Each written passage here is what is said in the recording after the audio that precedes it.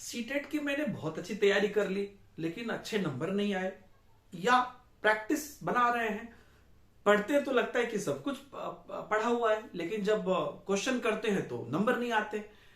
और इतने कुछ बच्चे हैं जो हमारे साथ पढ़ते हैं लेकिन उनको एग्जाम में इतने नंबर आ जाते हैं। पिछले बार भी बच्चों ने 140 142 तक नंबर लाए, हमारे साथ के बच्चे 130 तक ले आते हैं, 135 तक ले आते हैं। आखिर हमें क्यों नहीं आता है? ऐसे बहुत सारे क्वेश्चंस आपके दिमाग में आते हैं। तो आज मैं आपको एक सीक्रेट बताने वाला हूं जो कि एनालिसिस से निकल के आया है, और ये सीक्रेट सामान्यतः आपको कोई नहीं बताएगा। आप लोगों को काफी सारी चीजें मिलती है। सीटेट अच्छा नंबर लाने के लिए क्या हमें पूरा सिलेबस को A to Z, जो बच्चा टॉप करता है वो 100% पढ़ जाता है इसलिए वो लाता है? नहीं। सीटेट पास करने के लिए या अच्छा नंबर लाने के लिए क्या बहुत सारे एकदम हजारों के हजारों क्वेश्चन सॉल्व करता है वो इसलिए वो पास करता है? नहीं। क्या सीटेट के लिए वो 3-4 जगह पे 3-4 टीचर से पढ़ता है, बहुत सारी किताबें, है ना, टेबल पे बहुत सारी किताबें रखता है ना, एनसीईआरटी भी पढ़ता है, टीचर्स के बुक भी पढ़ता है, पीडीएफ्स भी पढ़ता है, इसलिए वो करता है? नहीं। क्या उसके फ्रेंड्स वैसे हैं इसलिए पास करता है? नहीं, ऐसी कोई भी बात नहीं। क्या वो उसी सर से पढ़ता है, उसी मैम से पढ़ता है इसलिए टॉप करता है? नहीं। तो फिर सीटेट का सीक्रेट क्या है जिससे कि कोई भी स्टूडेंट 130 प्लस मार्क्स आराम से ले आए? जितने नॉलेज पे हम हैं और जितनी नॉलेज पे एक दूसरा बंदा है, ये दोनों ही एक नॉलेज पे है, लेकिन कैसे एक बच्चा 135 140 पे पहुंच जाता है और एक बच्चा जो है 130 लाने वाला था लेकिन वो गिर के 90 या 92 या उससे भी कम पे पहुंच जाता है। उसका सीक्रेट क्या है? उसका सीक्रेट उस क्वेश्चन और उस 4 ऑप्शन में छुपा है। आप कहिएगा सर ये तो कोई बड़ी बात नहीं है, उसी 4 ऑप्शन में से तो सबको चूज करना है, सब चूज करते हैं। नहीं, यहां पर सोचने वाली बात है।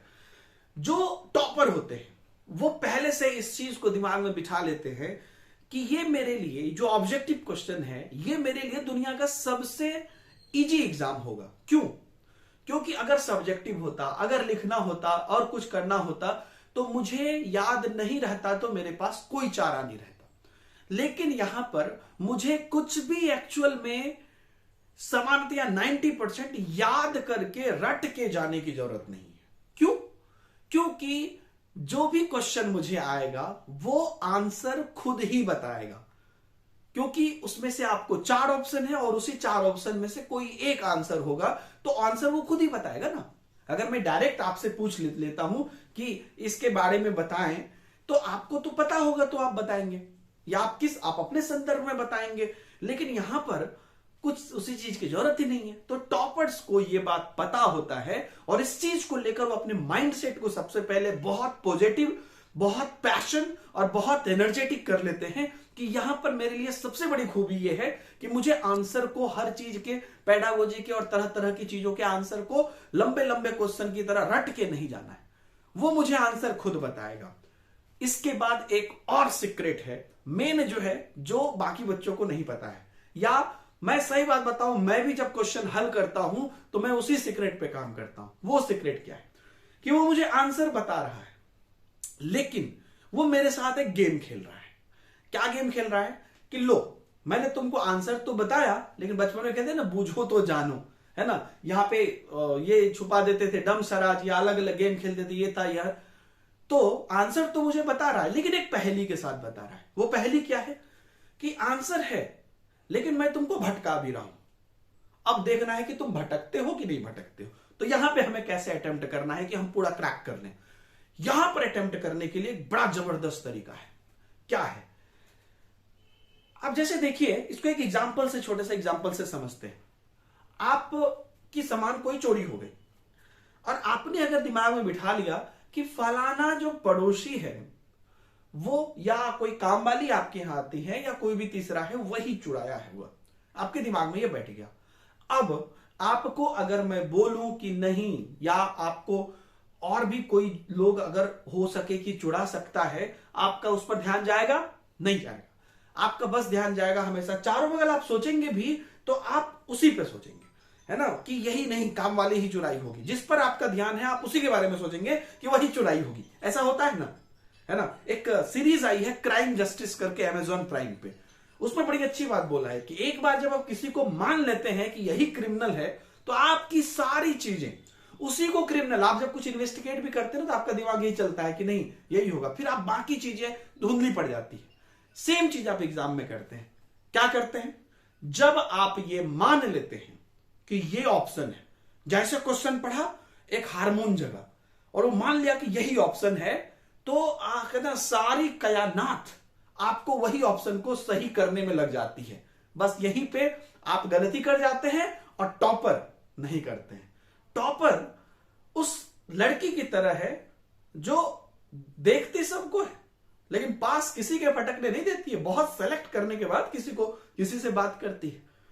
जी हां, ये जो है टॉपर, ये क्वेश्चन को भी पढ़ेगा, चारों ऑप्शन को भी पढ़ेगा और उसके बाद पता है उसको कि ये जो गेम कर रहा है ना, ये मेरे साथ गेम कर रहे हो ना, करेक्ट ऑप्शन बता के और 3 चीज बता रहे हो ना, तो मैं इस चंगुल में नहीं फंसूंगा कि तुम मुझे कुछ इशारा दे दो और मैं उस इशारे के साथ बह जाऊं। नहीं, तुम्हारा इशारा ठीक है, तुम्हारा इशारा ठीक है, लेकिन तुम्हारे इशारे के साथ मैं अपनी तुम जो मुझे फंसाने की कोशिश कर रहे हो उसमें मैं अपनी बुद्धि लगाऊंगा। मुझे फंसना चाहिए कि नहीं, या मुझे इसके साथ फंसना चाहिए, या मुझे इसके साथ या मुझे इसके साथ। तो ये चीज पर मैं हमेशा डिफेंडिव रहूंगा। ये चीज देख लीजिएगा, डिफेंड करना बहुत जरूरी है एग्जाम हॉल में। इसलिए मैंने पहले भी बोला था कि आपको सही आंसर ढूंढने से ज्यादा गलत आंसर छांटने पर ध्यान रहना चाहिए। यही है सीक्रेट। आपको अगर गलत आंसर छांटने के लिए आ गया, दुनिया की कोई ताकत, कम भी पढ़े हुए हैं, 130 से लाने से नहीं रोक सकती। तो टॉपर्स यही करेंगे। वो जैसे ही क्वेश्चन पढ़ा, एक हार्मोन जगह, चलो बी करेक्ट आंसर है। नहीं रे, हम इतनी जल्दी पिघलने वाले नहीं, हम बहुत सख्त हैं। हम चारों ऑप्शन को देखेंगे। मुझे पता है कि तुम मुझे फंसा रहे हो ना, क्वेश्चन जो है वो आपको फंसा रहा है। 3 ऑप्शन क्यों दिया है? फंसाने के लिए ही दिया है। और मैं 1 मिनट में फंस जाऊं? नहीं, मैं चारों ऑप्शन पढ़ूंगा, अपनी सारी बुद्धि लगाऊंगा, सारे एनालिसिस लगाऊंगा। तुम क्या पूछना चाह रहे हो? मैं हमेशा आप यही सोचिए कि मुझे फंसा रहा है, ये मुझे फंसा रहा है, हमको इससे निकलना है।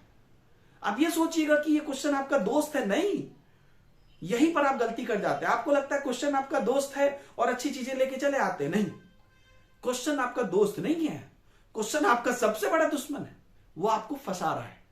हमको उसके साथ नहीं फंसना है। जैसे ही उसको हेल्प, उसका हाथ पकड़ने के बदले उसका डिफेंड करने पे लग जाएंगे, नहीं तुम्हारा ये ऑप्शन क्यों हो, तुम्हारा ये ऑप्शन क्यों हो, तब आपको समझ में आ जाएगा कि हमें कौन सा ऑप्शन के साथ जाना है। इसके साथ आप जितने भी हमारे बाकी टिप्स हैं वो लगाइए कि आपको जो लर्नर्स पर्सपेक्टिव से बेस्ड होगा वो सोचना है, और बच्चे को जिसमें ज्यादा करने का मौका मिले वो सोचना है। ऐसी बाकी सब जो चीजें हैं टिप्स एंड ट्रिक्स लगाइए, लेकिन ये वाला सीक्रेट हमेशा ध्यान रखिए कि गलत चीज को ढूंढना बहुत जरूरी है। हम सही ढूंढने लगते हैं, एबीसीडी में बीबीसी की एक वो नहीं, कौन नहीं होगा, नहीं होगा, डिफेंड करना है, क्यों नहीं होगा, क्यों होगा, ये चीज करने की क्षमता और उस गलत अप्रोच को, क्योंकि अगर आप एकदम से मान लीजिएगा कि बी करेक्ट आंसर है तो फिर वही हो जाएगा क्राइम जस्टिस वाली बात कि भैया वही तो है ना। अब तो आप सी भी पढ़िएगा तो नहीं बी ही है ना, तो वो नहीं मान लेना है। हमको हर पे एक क्या कहते सीबीआई होता है, सब पे शक करता है। आपको सीबीआई है, आप वहां पे सब पे शक करना है, सबके अंदर देखना है कि क्या तुम हो या तुम हो, तुम हो, तुम हो। देखते तुरंत किसी को नहीं जेल भेजता है। तो आप हर चीज को इन्वेस्टिगेट कर सकते हो। और ये जो प्रैक्टिस है, इसी की प्रैक्टिस जो कर लेगा, इसी चीज को जो 30 से 40 सेकंड में हल करने की प्रैक्टिस कर लेगा, वो कुछ क्वेश्चन छोड़ भी देगा, कुछ टॉपिक छोड़ भी देगा, बस पेडागोजी को पकड़ लेगा तो वो टॉप कर जाएगा। ये गारंटी है। ध्यान रखिएगा मेरी इस बात को। मिलते हैं आपसे नए वीडियो में। बाय बाय, जय हिंद।